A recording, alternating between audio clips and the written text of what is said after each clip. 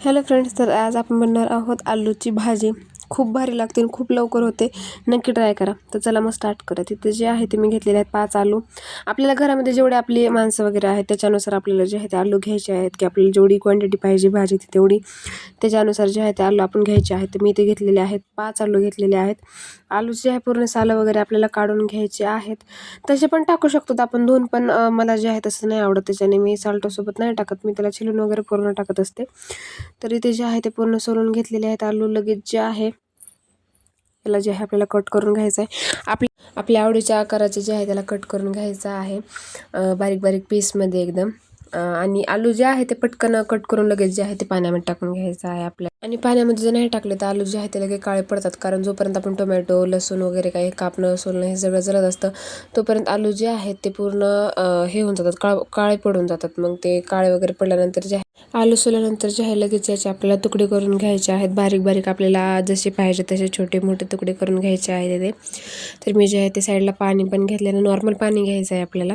आणि जसजसे आपण कट करत जातो तसं जे आहे ते पाण्यामध्ये आपल्याला ते पीसेस टाकायचे आहेत, जेणेपर्यंत जे आहे जेणेकरून आपले आलू जे आहे ते काळे नाही पडणार. त्याच्यामुळे जे आहे ते आपल्याला त्याच्यामध्ये पाण्यामध्ये टाकून घ्यायचे आहेत आलू. इथे जे आहे ते सगळे आलू मी पूर्ण असे कट करून घेतलेले आहेत. लगेच पाण्यामध्ये जे आहे ते मी टाकून घेतलेले आहेत, कारण जोपर्यंत माझं दुसरं काही काटापेटीचं काम चालतं तोपर्यंत जे आहे ते काळे पडत नाहीत.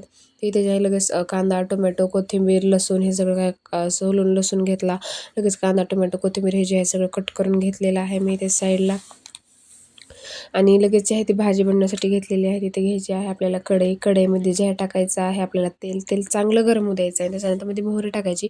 मोहरी जोपर्यंत तडतडत नाही तोपर्यंत मध्ये आपल्याला लसूण टाकायचा नाही आहे, नाहीतर टेस्ट येत नाही भाजीला. तर लसूण टाकल्यानंतर लसूण थोडासा फ्राय झाला की लगेच मध्ये टाकायचे आहेत आपल्याला कढीपत्ता. तर कढीपत्ता टाकल्यानंतर लगेच आपल्याला मध्ये टाकायचा आहे कांदा, कारण जास्त भाज राहिलं ना की आपलं लसूण जे आहे ते करपवून जातो, त्याचा वेगळाच कलर येतो. तर लगेच जे आहे आपण याच्यामध्ये टाकून घ्यायचा आहे कांद्याला जे आहे ते एखादं मिनिट असं मस्त फ्राय करून घ्यायचा आहे. आणि पटकन कांदा फ्राय व्हावा म्हणून याच्यामध्ये मी जे आहे ते मीठ टाकलेलं आहे. चव्यानुसार मीठ मी आताच टाकलेलं आहे, आणि नंतर जर आणखी लागेल तर आपण नंतरमध्ये ॲड करू शकतो. तर इथे जे आहे ते आधीच मीठ टाकून घेतलेलं आहे. मीठ टाकल्याने जे आहे ते मला असं वाटतं कांदा पटकन परततो. तर त्या कांद्यामध्ये मस्त मीठ टाकलेलं आहे. कांदा परतला की लगेच मीठ टाकून घ्यायचं आहे आपल्याला. टोमॅटो पूर्ण चांगलं मस्त मॅश व्हायला पाहिजे त्याच्यामध्ये जे आहे ते. आणि याच्यामध्ये टाकून घ्यायची आपल्याला हळद, आणि 2 चमच जे आहे ते आपलं डेलीचं जे मिरची पावडर असतं ते मिरची पावडर घेतलेलं आहे. आणि 1 चमच काश्मीर रेड चिली पावडर घेतलेला आहे मी कलरसाठी.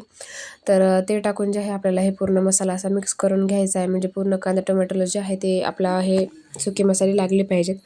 तर हे मस्त असे मसाले जे आहे आपल्याला मध्ये टाकून घ्यायचे आहेत. आणि चांगलं मस्त टोमॅटो मॅश झाला की लगेच याच्यामध्ये टाकून घ्यायची. थोडीशी कोथिंबीर टाकायची, जेणेकरून त्या मसाल्यामध्ये पण कोथिंबीरचा जे फ्लेवर एकदम उतरतो. तर ते सगळं असे फ्राय करून घेतल्यानंतर जे आपल्याला याच्यामध्ये टाकून घ्यायचे आहेत कट केलेले आलूतलं जे आहे ते पूर्ण मी पाणी काढून घेतलेलं आहे. बघा एकदम व्हाईट राहिलेले आहेत. असे ठेवले असते तर पूर्ण काळे पडले असते आलू. तर लगेच जे आहे त्याच्यामध्ये आलू टाकून सगळं मस्त असं मिक्स करून घेतलेलं आहे. मसाला जे आहे ते पूर्ण आलूला लागला पाहिजे.